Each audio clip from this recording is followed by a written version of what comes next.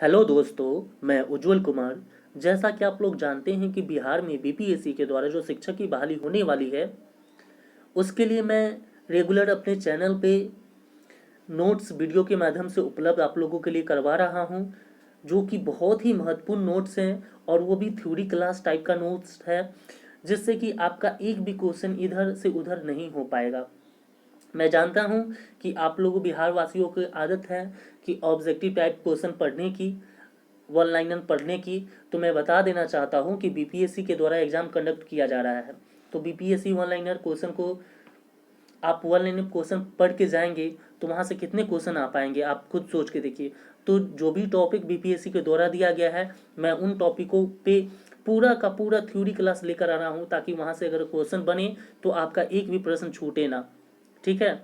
और आप मेरे चैनल पे नए हैं तो चैनल को सब्सक्राइब जरूर कर लीजिएगा और बेल आइकन को दबा जरूर दीजिएगा, जिससे कि मैं जब भी वीडियो अपलोड करूँ तो आपके पास वो वीडियो पहुंच जाए। मैं जानता हूं कि अधिकतर लोग क्या है कि वीडियो देखते हैं लेकिन सब्सक्राइब करते नहीं हैं। तो मैं बता देना चाहता हूं कि इसके बाद से मैं किसी भी ग्रुप में अपनी वीडियो को शेयर नहीं करूंगा। और क्योंकि और एक और बात है कि आप लोग देखते होंगे कि सब्सक्राइबर नहीं है, इस वजह से आप लोग को लगता होगा कि ये अच्छा पढ़ाई नहीं होता होगा, या फिर जो मटेरियल दिया जा रहा है, जो बताया जा रहा है वो सही नहीं है, चाहे जो भी चीज़ें। तो अगर ऐसे भ्रम में हैं तो आपके अंदर गलत फहमी है, क्योंकि मैं ऐसे नोट्स को ला रहा हूँ, जब आप एग्ज़ाम देने जाएंगे तो आपको खुद विश्वास हो जाएगा कि मैं क्या पढ़ा रहा था, क्या बता रहा था। और मैं बता देना चाहता हूँ कि बड़े बड़े क्लासों को मैं इतने छोटे शब्दों में, इतने छोटा वीडियो में मैं आपके पास उपलब्ध करवा दे रहा हूँ, तो ये कम बात नहीं है। सिर्फ आप इसको सुनेंगे ना, सुनने से ही आपके दिमाग में ये सारी चीज़ें बैठ जाएंगी, और बैठेगी तो एग्ज़ाम देने जाएंगे तो आपको उस समय याद आने लगेगी क्या क्या हम सुने थे, क्या क्या पढ़े थे, चाहे जो भी चीज़ें हैं। ठीक है। तो आज हम लोग, ये है पॉलिटी का क्लास, जैसा कि 3 4 5 क्लास हो चुकी है। और मैं बता देना चाहता हूँ 4 से 5 क्लास में आपका पूरा का पूरा पॉलिटी खत्म हो जाएगा। ठीक है। मात्र 4 से 5 क्लास के अंदर अंदर आपका पूरा पॉलिटी खत्म कर दूंगा। तो आप चैनल को जरूर सब्सक्राइब कर लीजिएगा। और कह रहा हूँ ना कि को हर एक सब्जेक्ट आपके पास मेरे वीडियो के माध्यम से नोट्स पहुँच रहा है। ठीक है। और एक भी प्रश्न आपका छूटेगा नहीं, क्योंकि मैं थ्योरी क्लास ही ला रहा हूँ, और पूरा का पूरा वैसे चीज़ों को कि बीपीएससी जो पूछता है उसके एडवांस लेवल तक का मैं ला रहा हूँ, तो जिससे कि आपके एग्जाम में कोई प्रश्न छूटने का कोई प्रश्न ही नहीं बनता। ठीक है। और क्या कहते हैं, जैसे ही सब्जेक्टिव खत्म होगा थ्योरी क्लास, तो मैं इस पे ऑब्जेक्टिव प्रश्न का सीरीज चलाऊंगा। ठीक है। किस प्रकार से प्रश्न बन रहे हैं, किस प्रकार से पूछे जाएंगे, और तो उनको आप भी रिवाइज करिएगा, वहाँ से भी क्वेश्चन थ्योरी क्लास से निकाल कर ऑब्जेक्टिव क्वेश्चन आपके पास आपके लिए लाया जाएगा। तो चलिए आज हम लोग पढ़ते हैं, कुछ ज़्यादा ही समय हो गया बातचीत में। तो अब देखते हैं हम राष्ट्रपति के बारे में। इससे पहले भी आप राष्ट्रपति के बारे में पढ़ चुके हैं। ठीक है। प्रेसिडेंट के बारे में तो कुछ कुछ चीज़ों को पढ़े थे। अब यहाँ पे हम आगे बढ़ेंगे उसमें। अब देखेंगे कि राष्ट्रपति के शपथ के बारे में देखेंगे, उनके पास क्या पावर होता है, उस पावर के बारे में जानेंगे। ठीक है। उसके बाद हम वाइस प्रेसिडेंट यानी उपराष्ट्रपति के बारे में जानेंगे, उनका चुनाव कैसे होता है, शपथ के बारे में जानेंगे, कार्यकाल के बारे में जानेंगे, और उनके कौन कौन से पावर दिए गए हैं उनके बारे में जानेंगे। फिर उसके बाद हम लोग जानेंगे प्राइम मिनिस्टर के बारे में, यानी प्रधानमंत्री के बारे में जानेंगे। उम्र के बारे में जानेंगे कि कौन कितना उम्र में प्रधानमंत्री बनने के लिए कितना उम्र होता है, और रिजाइन के बारे में जानेंगे। ये सभी चीज़ों के बारे में जानेंगे। उसके बाद फिर हम लोग संसद के बारे में भी जानेंगे। ठीक है। संसद के बारे में भी जानेंगे। ठीक है। उसके बाद लोकसभा, राज्यसभा, ये जो भी चीज़ें हैं इन चीज़ों के बारे में हम जानेंगे। ठीक है। और उसके बाद वित्तीय समितियां जो होती हैं, फाइनेंशियल कमेटी, उसके बारे में भी हम लोग जानेंगे। ठीक है। तो इतने चीज़ों पे आज हम लोग चर्चा करने वाले हैं। ठीक है। तो चलिए शुरू करते हैं। तो हम लोग राष्ट्रपति यानी प्रेसिडेंट के बारे में देखते हैं। तो जैसा कि आप लोग देख रहे होंगे, तो इनके ओथ के बारे में देखते हैं, यानी शपथ के बारे में। तो अगर हम बात करें तो शपथ की चर्चा आर्टिकल 60 में किया गया है। राष्ट्रपति के शपथ की चर्चा आर्टिकल कितना में किया गया है, 60 यानी 60 में किया गया है। इसमें कहा गया है कि सुप्रीम कोर्ट का जो मुख्य न्यायाधीश होता है वह शपथ दिलाता है। देखिए, अब राष्ट्रपति को शपथ कौन दिलाता है, तो सुप्रीम कोर्ट का जो मुख्य न्यायाधीश होता है वह क्या करता है, शपथ दिलाता है। ठीक है। और अगर वो नहीं है, मान लीजिए अगर वो मौजूद नहीं है, तो सुप्रीम कोर्ट के अपर जो जज होंगे वह शपथ दिलाएंगे, ठीक है। सुप्रीम कोर्ट के जो अपर जज होंगे, ठीक है, वो क्या करेंगे, शपथ दिलवाएंगे। समझ गए। चलिए आगे बात करें तो इनका कार्यकाल कितना होता है, 5 वर्ष का होता है। यानी राष्ट्रपति का जो कार्यकाल होता है वो कितने वर्ष का होता है, 5 वर्ष का होता है। वेतन की बात करें तो इनको वेतन कितना मिलता है, 5 लाख रुपया प्रति महीना मिलता है वेतन। रिजाइन की बात करें तो ये रिजाइन किनको देंगे, राष्ट्रपति रिजाइन किनको देंगे, तो उपराष्ट्रपति को देंगे। राष्ट्रपति रिजाइन किनको देंगे, उपराष्ट्रपति को, ठीक है। आगे हम बात करें तो जब 5 वर्ष पूरा हो जाएगा तब पेंशन मिलेगा। अब एक चीज देखिए, राष्ट्रपति का अगर 5 वर्ष पूरा हो जाता है तब उनको क्या मिलता है, पेंशन मिलता है। क्या मिलता है, पेंशन। उनका कार्यकाल जो खत्म हो जाता है उसके बाद उनको पेंशन मिलता है। तो पेंशन के रूप में उनको कितना मिलता है, तो पेंशन के रूप में उनको 50% पेंशन मिलता है। मान लीजिए जैसे 5 लाख वेतन है तो 5 लाख का वेतन यानी 50% निकाले तो कितना हो गया, 2.5 लाख होगा। यानी 2.5 लाख रुपया उनको पेंशन के रूप में पर मंथ मिलता है, ठीक है। चलिए आगे बात करें तो महाभियोग की प्रक्रिया द्वारा राष्ट्रपति को हटाया जाता है, और जो कि आर्टिकल 61 में लिखा हुआ है। आर्टिकल 61 में आप दिया गया है कि महाभियोग की प्रक्रिया के द्वारा राष्ट्रपति को क्या किया जाता है, उसके पद से हटाया जाता है। इसे हटाने के लिए लोकसभा या राज्यसभा में प्रारंभ कर सकते हैं। हटाने के लिए इसे हटाने के लिए जो मुद्दा है उस मुद्दे को हम लोकसभा या राज्यसभा में उठा सकते हैं, या वहाँ से हम शुरू करते हैं, ठीक है। और हटाने से 14 दिन पहले इनको इन्फॉर्म कर देना होता है। अगर राष्ट्रपति को हटाना है, ठीक है, तो उनसे उससे पहले 14 दिन पहले उनको इन्फॉर्म कर देना होता है, ठीक है। चलिए अब राष्ट्रपति के पावर के बारे में जानते हैं, शक्तियों के बारे में जानते हैं। तो यह भारत का प्रथम नागरिक होता है। राष्ट्रपति के बारे में जान गए तो यह भारत का प्रथम नागरिक होता है, और हमारी तीनों सेनाओं का सर्वोच्च कमांडर होता है। हमारी जो तीनों सेना है उसका सर्वोच्च कमांडर होता है कौन, राष्ट्रपति। जैसे आर्मी का हो गया, नेवी का और एयरफोर्स, ये तीनों सेनाओं का क्या होता है, सर्वोच्च कमांडर होता है, ठीक है। चलिए आगे देखते हैं। तो यह संसद के सेशन को बुलाता है। राष्ट्रपति क्या करते हैं, संसद के सेशन को बुलाता है, और किसी भी सेशन को इन्हीं के कहने पे बंद कर दिया जाता है, यानी समाप्त कर दिया जाता है। किसी भी सेशन को इनके कहने पर क्या किया जाता है, तो समाप्त कर दिया जाता है या बंद कर दिया जाता है। जब भी किसी विधेयक के ऊपर गतिरोध होता है, जब भी कोई विधेयक के ऊपर गतिरोध होता है तो उस स्थिति में यह संयुक्त अधिवेशन को बुलाता है। जब किसी विधेयक के ऊपर गतिरोध होता है तो उस स्थिति में यह संयुक्त अधिवेशन को बुलाता है कौन, तो राष्ट्रपति, ठीक है। चलिए आगे हम लोग देखते हैं और भी देखते हैं राष्ट्रपति के बारे में। तो राष्ट्रपति मतलब यह पीएम को अपॉइंट करता है, यानी राष्ट्रपति जो है पीएम को क्या करते हैं, नियुक्त करता है, ठीक है, ठीक है। जो मिनिस्टर होते हैं उनको उसको प्रधानमंत्री के सलाह पर अपॉइंट करता है। जो भी मिनिस्टर होते हैं उसको प्रधानमंत्री के सलाह पर क्या किया जाता है, राष्ट्रपति के द्वारा अपॉइंट किया जाता है, ठीक है।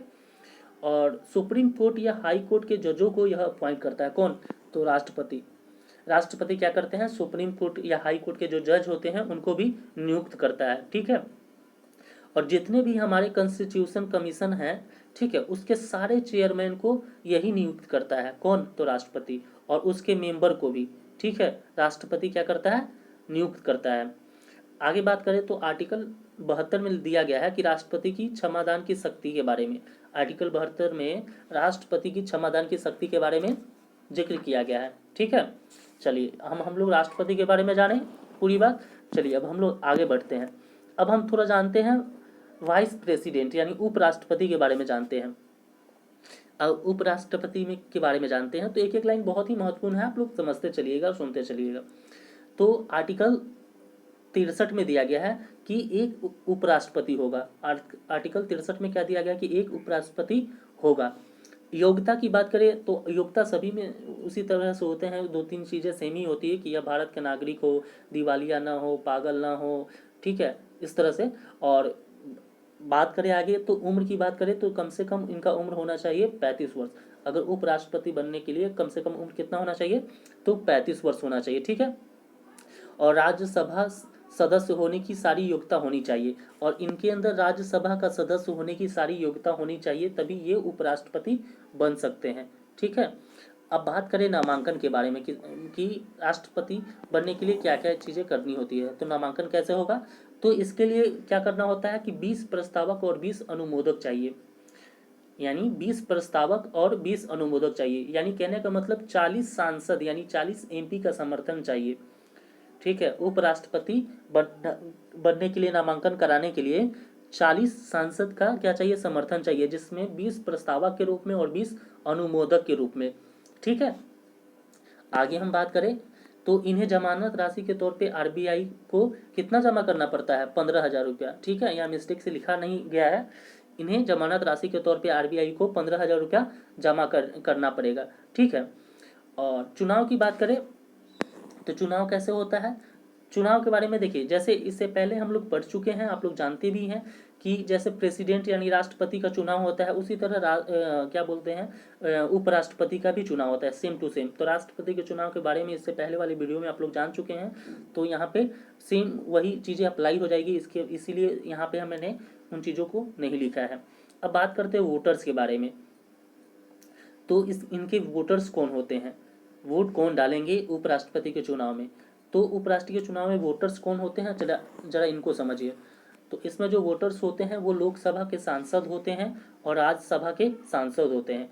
ठीक है, लोकसभा के सांसद और राज्यसभा के सांसद दोनों वोट डालते हैं। ठीक है, किसके लिए, उपराष्ट्रपति के चुनाव में। और इसमें एक चीज़ और समझिए, इसमें इलेक्टेड भी और नॉमिनेटेड भी दोनों वोट डाल सकते हैं। इसमें जो चुन के भी आते हैं, जो नॉमिनेट किए हुए रहते हैं, वो दोनों वोट डाल सकते हैं। और ऐसा चीज़ें क्या कहते हैं, राष्ट्रपति में नहीं था, लेकिन उपराष्ट्रपति में क्या है, इसमें इलेक्टेड भी और नॉमिनेटेड भी दोनों वोट देते हैं। अब शपथ की बात करें, इनकी उपराष्ट्रपति के शपथ की बात करें तो शपथ के बारे में जैसा कि आप लोग देख रहे हैं कि राष्ट्रपति के द्वारा शपथ दिलाया जाता है। किसके द्वारा शपथ दिलाया जाता है, तो राष्ट्रपति के द्वारा शपथ दिलाया जाता है। किनको, उपराष्ट्रपति को। उपराष्ट्रपति को किसके द्वारा शपथ दिलाया जाता है, तो राष्ट्रपति के द्वारा दिया जाता है। और ये अपना रिजाइन भी राष्ट्रपति को देंगे। इनको अगर रिजाइन करना होगा तो ये अपना रिजाइन किनको देंगे, तो राष्ट्रपति को देंगे। ठीक है, और कार्यकाल की बात करें तो उपराष्ट्रपति का कार्यकाल कितना होता है, 5 वर्ष का होता है। ठीक है, 5 वर्ष का होता है।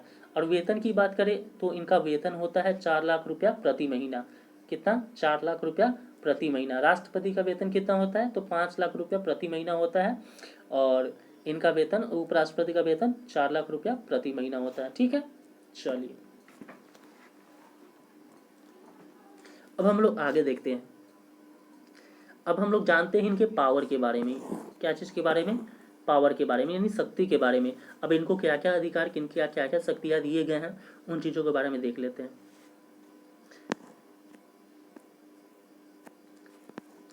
तो चलिए बात करते हैं कि जिस दिन ये उपराष्ट्रपति के तौर पर चुने जाते हैं, जिस दिन ये उपराष्ट्रपति के तौर पर चुने जाते हैं, उसी दिन से ये राज्यसभा के सभापति यानी पदेन सभापति हो जाते हैं।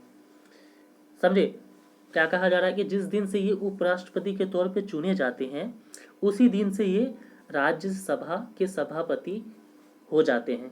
ठीक है, यानी कहने का मतलब पदेन सभापति हो जाते हैं। ठीक है, अब आगे बात करें तो राष्ट्रपति और उपराष्ट्रपति के अनुपस्थिति में, अब बात करते हैं कि अगर राष्ट्रपति और उपराष्ट्रपति के अनुपस्थिति में चीफ जस्टिस ऑफ इंडिया उसका काम करता है। मान लीजिए राष्ट्रपति का जो काम है, राष्ट्रपति की अनुपस्थिति में उपराष्ट्रपति काम करेगा, और राष्ट्रपति और उपराष्ट्रपति दोनों अगर अनुपस्थित है तो उसकी अनुपस्थिति में कौन काम करेगा, तो चीफ जस्टिस ऑफ इंडिया उसका काम करेगा। ठीक है, चीफ जस्टिस ऑफ इंडिया काम करेगा। आगे हम बात करते हैं आर्टिकल 63 के बारे में। आर्टिकल हम 63 को देखते हैं। तो जो चीज़ें हमने देखी हैं उन चीज़ों के बारे में थोड़ा समझ लेते हैं। तो आर्टिकल 63 में कहा गया कि भारत का एक उपराष्ट्रपति होगा। अब आर्टिकल को, एक एक आर्टिकल को हम थोड़ा सा ज़्यादा समझते हैं। आर्टिकल 63 में क्या कहा गया कि भारत का एक उपराष्ट्रपति होगा। आर्टिकल 64 में कहा गया उपराष्ट्रपति राज्यसभा का पदेन सभापति होगा। आर्टिकल 65 में कहा गया कि राष्ट्रपति की अनुपस्थिति में उपराष्ट्रपति उसके कार्यों को करेगा। आर्टिकल 66 में कहा गया है कि उपराष्ट्रपति का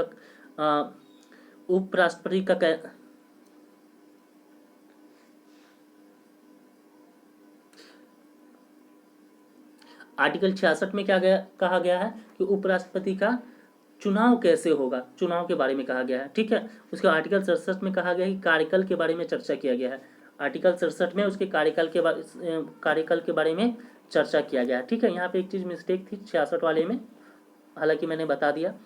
चलिए अब हम बात करते हैं प्राइम मिनिस्टर के बारे में। अब हम लोग आ गए कहाँ पे, प्राइम मिनिस्टर यानी प्रधानमंत्री के बारे में जानते हैं। ठीक है, तो आर्टिकल 75 इसमें यह बताया गया है कि जो राष्ट्रपति है वह पीएम की नियुक्ति करेगा। आर्टिकल 75 में क्या बताया गया है कि जो राष्ट्रपति है वह पीएम को नियुक्त करेगा, यानी प्राइम मिनिस्टर यानी प्रधानमंत्री को नियुक्त कौन करेगा, तो राष्ट्रपति करेगा। कौन करेगा, राष्ट्रपति करेगा।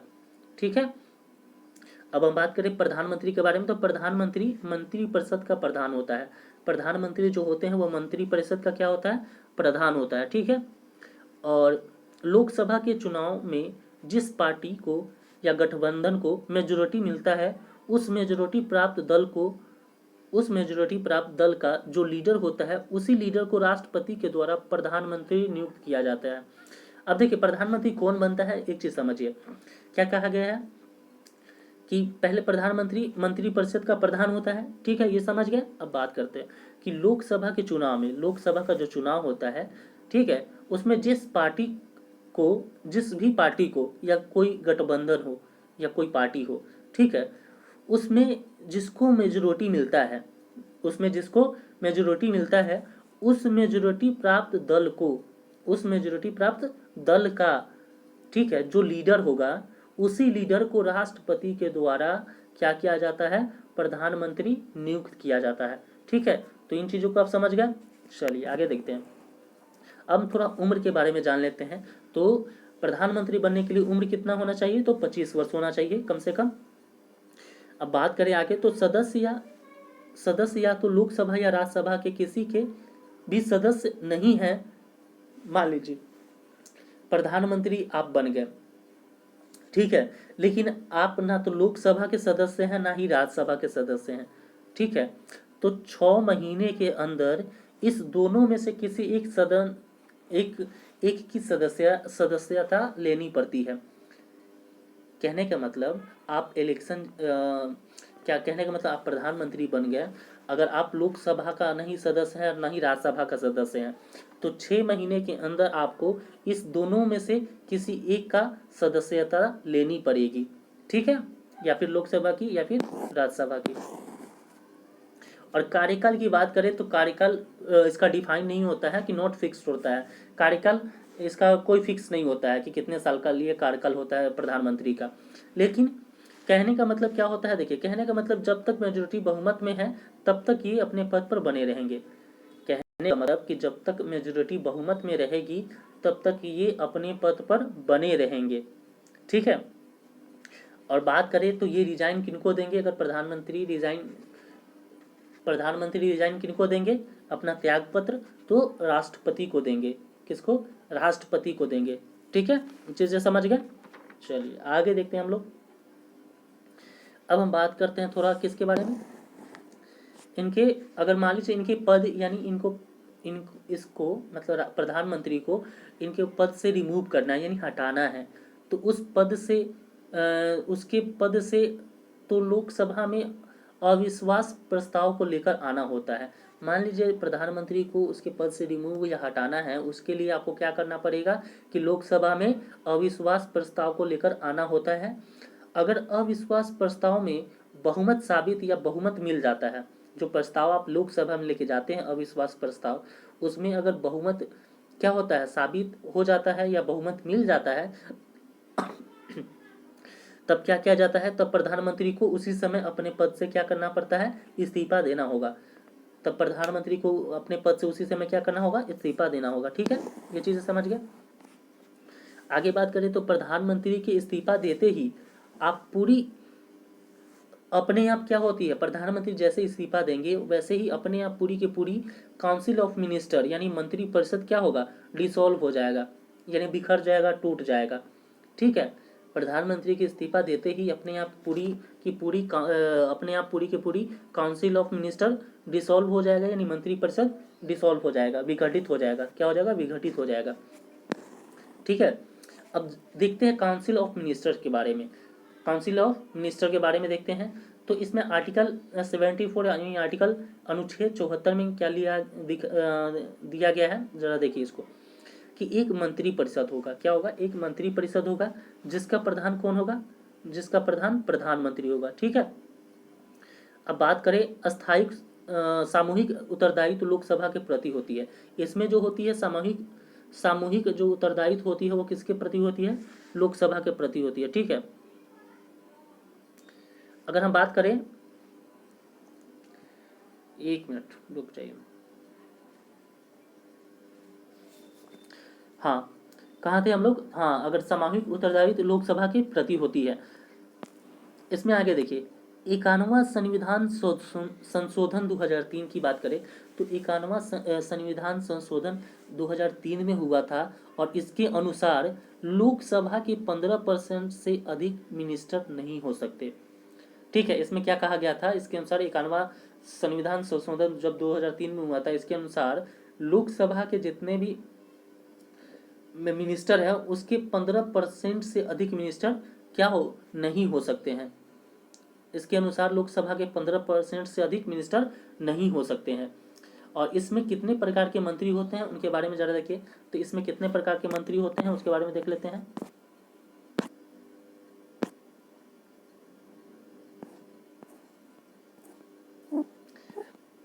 चलिए इसमें बात करते हैं, इसमें कितने प्रकार के मंत्री होते हैं उसके बारे में देखते हैं। तो जरा देखिए, जैसा कि आप लोग डिस्प्ले पे देख रहे होंगे, तो इसमें 3 प्रकार के मंत्री होते हैं। एक होते हैं कैबिनेट मंत्री, ठीक है। दूसरा होता है मिनिस्टर ऑफ स्टेट, तीसरा होता है डिप्टी मिनिस्टर। ठीक है। जो कैबिनेट मंत्री होता है टॉप मोस्ट मिनिस्ट्री उसके हाथ में होता है, यानी टॉप सबसे हाईएस्ट मिनिस्ट्री होता है। ठीक है। मिनिस्टर ऑफ स्टेट यानी राज्य मंत्री का पद होता है, राज्य मंत्री का पद होता है। डिप्टी मिनिस्टर कहने का मतलब उप मंत्री होता है। अब इसको समझना है तो एक चीज़ समझिए, नीचे एक सर्कल गोला दिया हुआ है, उसमें आप थोड़ा सा उस पर ध्यान डालेंगे। तो पहले छोटे वाले गोला में देखिए तो मंत्रिमंडल में कैबिनेट क्या लिखा हुआ है? मंत्रिमंडल में कैबिनेट। तो इसकी बात करें तो इसमें सिर्फ कैबिनेट के मंत्री शामिल होते हैं। इसमें क्या होते हैं? मंत्रिमंडल में यानी कैबिनेट में सिर्फ क्या होते हैं?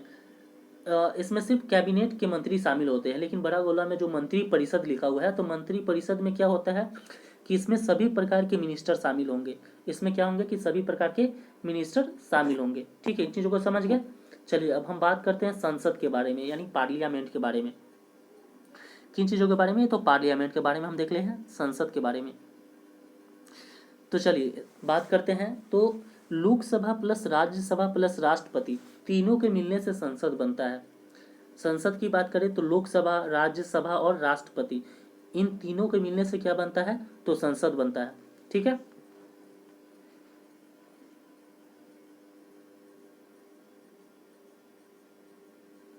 One second.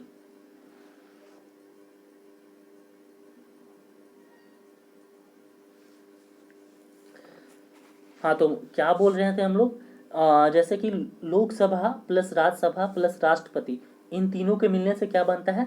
संसद बनता है। संसद का निर्माण होता है। देखिए, संसद के बारे में चर्चा संविधान के भाग 5 में मिलता है। संसद के बारे में चर्चा संविधान के भाग 5 में मिलता है, जो कि आर्टिकल 79 से लेके 122 तक है। ठीक है। इसमें आपको संसद के बारे में पढ़ना है। आर्टिकल कितना? अनुच्छेद 79 से लेकर 122 तक। आगे हम बात करें तो संसद जो होता है केंद्र सरकार का विधायी अंग होता है। संसद क्या होता है? केंद्र सरकार का विधायी अंग होता है। 1954 में की बात करें तो 1954 में 2 सदन बनाए गए थे, जिसमें एक होता था राज्य परिषद और जनता का सदन। ठीक है। राज्य परिषद, एक जनता का सदन। राज्य परिषद की बात करते तो जो कि वर्तमान में अभी बात करें, राज्य परिषद जो था उस टाइम 1954 में, एक राज्य परिषद होता था, एक जनता का सदन होता था। तो राज्य परिषद जो था अभी के समय में उसको हम क्या बोलते हैं? राज्यसभा बोलते हैं। क्या बोलते हैं? राज्यसभा। और जनता का सदन जो उस टाइम था 1954 में, लेकिन वर्तमान की बात करें तो अभी उसको हम क्या बोलते हैं? लोकसभा बोलते हैं। तो उस टाइम जो राज्य परिषद था उसको हम राज्यसभा, अभी राज्यसभा बोलते हैं, और उस टाइम 1954 के आसपास जो जनता का सदन था उसको हम लोकसभा बोलते हैं। ठीक है, इन चीज़ों को समझ गए। चलिए अब एक चीज़ और समझिए, राज्यसभा टीवी और लोकसभा टीवी आप देखे होंगे। राज्यसभा टीवी चैनल पे आती थी, लोकसभा टीवी भी आता था चैनल, न्यूज़ चैनल पे, जैसे कि टीवी चैनल पे आती थी। तो इन दोनों टीवी चैनल को मिलाकर संसद टीवी कर दिया गया है। जो राज्यसभा टीवी आती थी और लोकसभा टीवी आता था, उस दोनों को मिलाकर मर्ज करके क्या बना दिया गया है, संसद टीवी कर दिया गया है। ठीक है, आगे बढ़ते हैं। अब हम थोड़ा जानते हैं संसद के बारे में, थोड़ा और जानते हैं संसद के बारे में। तो संसद में आप लोग अभी जाने कि एक क्या होता है, लोकसभा एक राज्यसभा, एक होता है लोकसभा एक राज्यसभा। अब लोकसभा की बात करें तो लोकसभा में हम लोग देखते हैं कुछ चीज़ों को, तो इसे प्रथम सदन कहते हैं। लोकसभा की बात करें तो लोकसभा यानी इसे क्या कहते हैं, प्रथम सदन कहते हैं। और इसको हम निम्न सदन भी बोल सकते हैं, यानी लोअर हाउस भी बोल सकते हैं। किसको, लोकसभा को। और इसके सदस्यों का चुनाव डायरेक्ट यानी प्रत्यक्ष यानी जनता के द्वारा होता है। किसके सदस्यों का चुनाव, लोकसभा के सदस्यों का चुनाव। ठीक है, एक एक पॉइंट महत्वपूर्ण है, इसलिए ध्यान से सुनिएगा। इसके सदस्यों का चुनाव जो होता है डायरेक्ट यानी प्रत्यक्ष तरीके से होता है। ठीक है, लोकसभा के सदस्यों का चुनाव। और इनका जो कार्यकाल होता है वो 5 वर्ष का होता है। कितने वर्ष का होता है, तो 5 वर्ष का होता है। उम्र की बात करें तो कम से कम उम्र कितना होना चाहिए लोकसभा के सदस्य बनने के लिए, तो 25 वर्ष उम्र होना चाहिए। ठीक है, अब चलिए, अब हम लोग बात करते हैं किसकी, राज्यसभा के बारे में बात कर लेते हैं। तो राज्यसभा के बारे में बात करें तो इसे द्वितीय सदन कहते हैं। राज्यसभा को क्या कहते हैं, द्वितीय सदन कहते हैं। ठीक है, और इसमें बात करें तो उच्च सदन आता है, यह उच्च सदन कहलाएगा यानी अपर हाउस कहलाएगा। ठीक है, और इसके सदस्यों का जो चुनाव होता है वो इनडायरेक्ट यानी अप्रत्यक्ष तरीके से होता है। किसके सदस्यों का, तो राज्यसभा के जो सदस्यों का चुनाव होता है वो इनडायरेक्ट यानी अप्रत्यक्ष तरीके से होता है। अगर इनके कार्यकाल की बात करें तो 6 वर्ष का होता है। राज्यसभा के सदस्यों का कार्यकाल 6 वर्ष का होता है। लेकिन एक चीज़ समझिएगा, इनके सदस्य प्रत्येक 2 वर्ष के बाद 1/3 सदस्य क्या होते हैं, रिटायर हो जाते हैं। इनके जितने भी सदस्य हैं वो प्रत्येक 2 वर्ष के बाद उन सदस्यों का, उन सदस्यों में से 2 वर्ष के बाद उन सदस्य की जितनी संख्या उसका 1/3 क्या होता है, सदस्य रिटायर हो जाते हैं। और इनके उम्र की बात करें, कम से कम उम्र कितना होना चाहिए, तो 30 वर्ष उम्र होना चाहिए। ठीक है, चलिए अब हम कुछ डिफरेंसेस देख लेते हैं दोनों के अंदर, लोकसभा और राज्यसभा में। ठीक है, जैसा कि आप लोग डिस्प्ले पे देख रहे होंगे। अब चलिए समझिए एक एक चीज़ों को। अगर हम बात करें तो इसे विघटित कर सकते हैं। लोकसभा को हम क्या कर सकते हैं, विघटित कर सकते हैं। लोकसभा को हम क्या कर सकते हैं, विघटित कर सकते हैं। किसके द्वारा, राष्ट्रपति के द्वारा।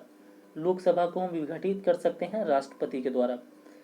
ठीक है, लेकिन इधर बात करें, राज्यसभा की बात करें तो यह अस्थायी सदन है, इसे नहीं समाप्त और नहीं विघटित कर सकते हैं। ठीक है, राज्यसभा की बात करें तो यह अस्थायी सदन होता है, इसे ना ही समाप्त कर सकते हैं और ना ही विघटित कर सकते हैं। अगर हम लोकसभा में दूसरे नंबर की बात करें तो इसके सारे काम को संचालित करने के लिए लोकसभा अध्यक्ष होता है। ठीक है, लोकसभा के जो जितने भी काम होते हैं, इस काम को संचालित करने के लिए लोकसभा अध्यक्ष करता है, यानी इसके सारे काम को संचालित करने के लिए लोकसभा अध्यक्ष करता है। ठीक है, लेकिन अगर हम राज्यसभा की बात करें तो इसके सदन को चलाने के लिए एक सभापति होता है। ठीक है, राज्यसभा के सदन को चलाने के लिए एक सभापति होता है, और ये भारत के उपराष्ट्रपति, और ये कौन होता है, ये भारत के उपराष्ट्रपति होता है। कौन होता है, ये भारत के उपराष्ट्रपति होता है।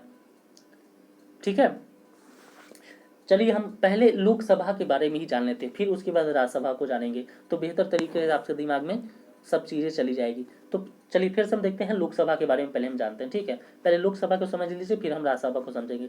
तो लोकसभा को समझिए, इसे विघटित कर सकते हैं किसके द्वारा, राष्ट्रपति के द्वारा। और इसके सारे काम जो संचालित करने के लिए जो संचालित होता है वो लोकसभा अध्यक्ष के द्वारा होता है। ठीक है, और एक अध्यक्ष यानी लोकसभा अध्यक्ष होते हैं। इसमें क्या होता है, एक अध्यक्ष होता है जो कि लोकसभा एक देखिए, एक अध्यक्ष यानी लोकसभा उपाध्यक्ष होते हैं। आगे बात करें तो ये लोकसभा के सदस्यों में से ही होते हैं। ठीक है, एक अध्यक्ष और एक लोकसभा उपाध्यक्ष होते हैं, और ये जो होते हैं ना, ये लोकसभा के सदस्यों में से ही होते हैं। क्या होते हैं कि लोकसभा के सदस्यों में से ही ये होते हैं। इनमें सर्वाधिक सीटें की बात करें तो 550 हो सकती है, इनकी सर्वाधिक सीटें 550 हो सकती है। अगर 2026 की बात करें